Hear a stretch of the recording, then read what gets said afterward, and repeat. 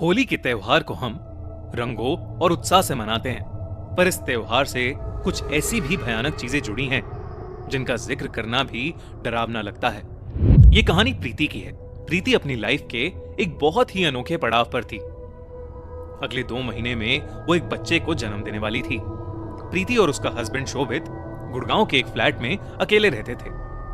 काम में बिजी रहने की वजह से शोभित प्रीति का पूरी तरह से ख्याल नहीं रख पाता था और इसलिए प्रीति ने अपनी प्रेगनेंसी के आखिरी महीने अपनी मां के साथ रहने का डिसाइड किया।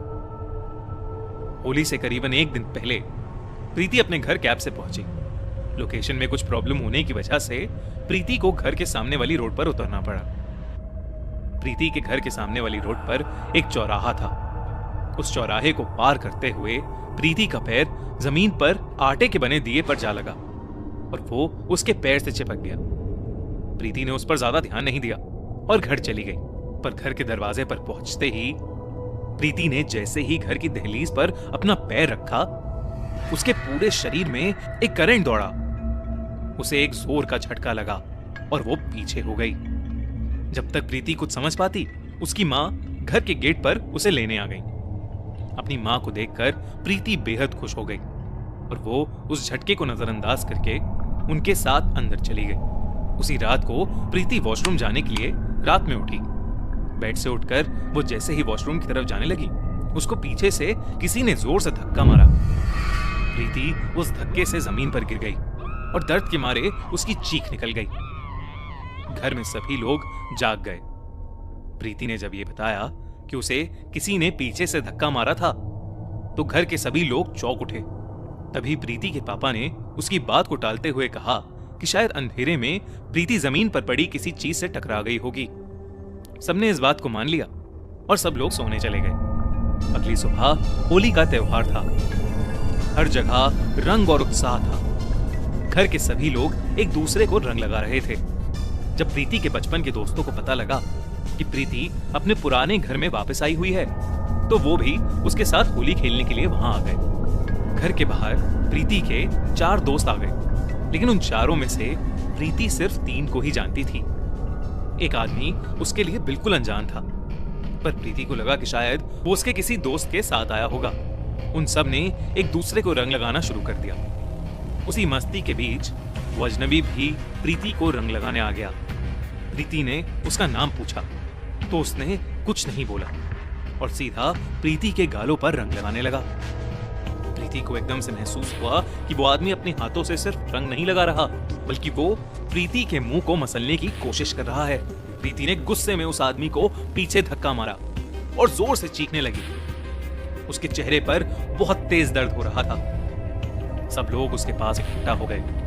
प्रीति गुस्से में अपने दोस्तों से कहने लगी कि उनके साथ जो आदमी आया है उसने प्रीति के साथ बदसलूकी की है। ये सुनकर सब दंग रह गए। तभी प्रीति के दोस्त रवि ने उससे पूछा कि वो किस आदमी की बात कर रही है। रवि ने बताया कि उनके साथ कोई चौथा आदमी नहीं था। सुनकर प्रीति सुन्न पड़ गई। उसे पूरा यकीन था कि उसने एक आदमी को वहां देखा था। प्रीति इधर उधर उसे ढूंढने लगी, पर वो आदमी उसे कहीं नहीं मिला। घर के बाहर अब इतना तमाशा बन चुका था कि प्रीति की मां उसे घर के अंदर ले गई। प्रीति बार बार पागलों की तरह उसी आदमी के बारे में बोले जा रही थी। प्रीति की मां ने उसे बिस्तर पर बिठाया और उसके लिए पानी लेने किचन में पहुंची।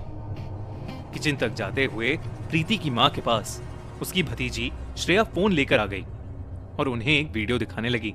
वीडियो में जो उन्होंने देखा उससे उनके होश उड़ गए। वो वीडियो बाहर हो रही होली सेलिब्रेशंस की थी और उस वीडियो में साफ साफ दिख रहा था कि प्रीति अकेली खड़ी हुई है और उसके गालों पर खुद से रंग लग रहा है। ये देखते ही प्रीति की मां भागती हुई प्रीति के कमरे में पहुंची तो उन्होंने देखा कि प्रीति का शरीर बिस्तर के ऊपर हवा में तैर रहा है। ये देखकर प्रीति की मां बेहद घबरा उठी। वो समझ गई कि जरूर प्रीति के ऊपर कोई काला साया आ गया है। उन्होंने तुरंत शहर के जाने माने तांत्रिक को बुलवाया। जब वो तांत्रिक वहां पहुंचा तो प्रीति उसे देखकर गुस्से से चिल्ला उठी। प्रीति ने उसका गला पकड़ लिया और किसी अजीब भाषा में कुछ बड़बड़ाने लगी। तांत्रिक ने उसके ऊपर कुछ पाउडर जैसा फेंका, जिससे वो थोड़ी शांत हो गई और उसने तांत्रिक का गला छोड़ दिया। सब घर वालों ने उसे बेड से बांध दिया और फिर उस तांत्रिक ने अपनी झाड़ फूंक शुरू कर दी। जैसे जैसे तांत्रिक झाड़ फूंक कर रहा था, वैसे वैसे प्रीति दर्द में चिल्ला रही थी। तांत्रिक ने प्रीति की कुर्ती से थोड़ा सा कपड़ा फाड़ा और उसे जला दिया। अब जैसे जैसे वो कपड़ा जल रहा था, उसमें से नीला धुआं निकलने लगा और प्रीति के चीखने की आवाजें और तेज हो गई। प्रीति के सहमे से खड़े प्रीति को दर्द में दिख रहे थे। जैसे ही वो कपड़ा पूरा जलकर राख हुआ, प्रीति की चीखें भी बंद हो गईं और वो बेहोश सी पड़ गई। जब प्रीति होश में आई तो तांत्रिक ने बताया कि प्रीति पर किसी ने काला जादू किया था। उन्होंने बताया कि होली के समय पूरे साल की सबसे शक्तिशाली पूर्णिमा की रात होती है और इस समय में बच्चों और प्रेग्नेंट औरतों को सबसे ज्यादा खतरा होता है। ज्यादातर लोग चौराहे पर काला जादू करके सामान रख देते हैं ताकि जब भी किसी का पैर उस सामान पर पड़े, काली आत्माएं उन पर चढ़ जाएं और उन्हीं काली आत्माओं के जरिए वो अपने अधूरे काम करवा पाएं। प्रीति और उसके बच्चे की तो जान बच गई, पर प्रीति के दिमाग से ये खौफनाक किस्सा शायद ही कभी मिट पाए। इसलिए दोस्तों, त्योहारों के समय चलते वक्त पैर कहां पड़ रहा है, इसका ध्यान जरूर रखना। एंड सभी को हमारी तरफ से अ वेरी हैप्पी होली।